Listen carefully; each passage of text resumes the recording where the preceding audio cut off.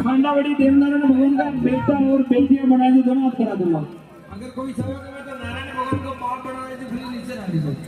जब भी बेटा और बेटियां बनाए तो दोनों सीधे सीधे उठा लीजिए और बिल्कुल कैमरे में घुमा दीजिए पब्लिक की तरफ। एक भी हाथ खाली नहीं रहना चाहिए, सभी का हाथ बिल्कुल कैमरे में आ जाना चाहिए। बिल्कुल यूट्यूब पर सभी का हाथ, सभी बच्चों का हाथ आ जाना चाहिए। क्या बात है।